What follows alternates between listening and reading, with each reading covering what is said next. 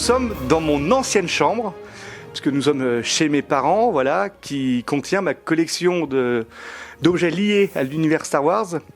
Collection que j'ai débutée à l'âge de 8 ans, donc ça fait maintenant 30 ans que je suis tombé dans l'univers des films Star Wars et ça ne m'a jamais quitté. Un jour, j'ai vu un objet, ça devait être dans un supermarché, et je l'ai acheté, et puis un autre, et puis un autre, et puis maintenant, 30 ans après, on arrive avec cette collection, alors qui contient bien sûr avant tout des figurines, ce sont les figurines Star Wars, mais aussi des objets, des livres, des vêtements, t-shirts, pulls, des vaisseaux, des maquettes, quelques Lego aussi, des livres, des encyclopédies, enfin oui, parce que des jeux de société aussi, parce qu'il y a vraiment un univers, on va dire un merchandising qui a été construit autour de l'univers Star Wars, qui est assez impressionnant, je pense, qui est unique dans le monde du cinéma, et surtout depuis que la firme a été rachetée par Disney, où il est vrai que question business, ils savent faire, et il y a quand même pas mal de personnes comme moi qui consomment beaucoup. Voilà, donc c'est sûr que c'est un business qui marche. Mais j'ai aussi des jeux vidéo, j'ai des collections de DVD, j'ai des boîtes de rangement, j'ai des collections de vaisseaux qui sont derrière vous, j'ai des réveils, enfin voilà, j'ai tout ce qui peut m'intéresser. Je prends. Les pièces qui me tiennent à cœur, en fait, ce sont des éditions limitées de figurines qui ont été faites. Donc ici, vous avez George Lucas, qui est le réalisateur historique de la saga, celui qui a fondé la firme Star Wars, donc en 1977. Donc c'est George Lucas dans le costume de Stormtrooper. Alors bien sûr, c'est pas une pièce tirée d'un film, puisqu'il n'a jamais joué dans ses films, mais c'est un hommage rendu à George Lucas. Donc celle-ci, je la conserve bien précieusement dans le blister, parce que c'est là que les figurines perdent le moins de valeur. Et une autre, c'est pareil, c'est George Lucas. Alors là, il s'appelle Commandant York Sakul. En fait, c'est George Lucas à l'envers. Et en fait, il est pilote de X-Wing.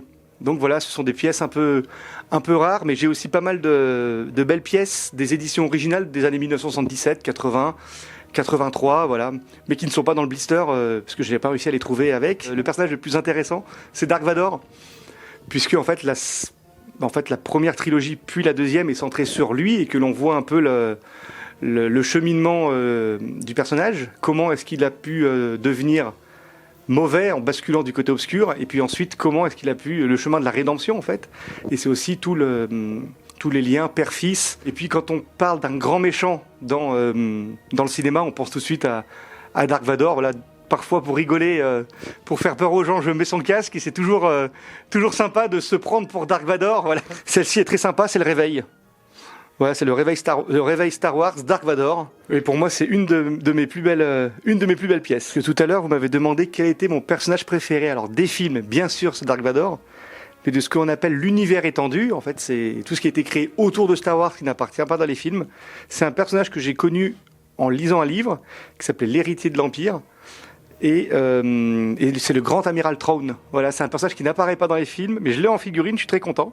Et c'est en fait, après le retour des Jedi, le plus grand stratège de l'ex-empire, voilà, et qui essaye de vaincre la République. Et donc c'est ce personnage-là, le grand amiral Thrawn, qui est en fait le premier général non humain de l'Empire, et c'est un général, un tacticien, etc., et qui meurt à la fin du livre dans des conditions un peu épiques, parce qu'il est trahi. Et donc c'est vraiment pour moi le personnage aussi qui est très iconique. J'ai déjà été sollicité par la presse à l'occasion de la sortie des films pour la présenter.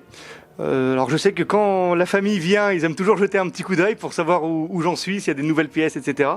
Mais sinon non, jamais. Mais c'est vrai que volontiers, si on me proposait d'en exposer quelques pièces ou de faire des présentations sans problème, oui, c'est quelque chose qui m'intéresserait.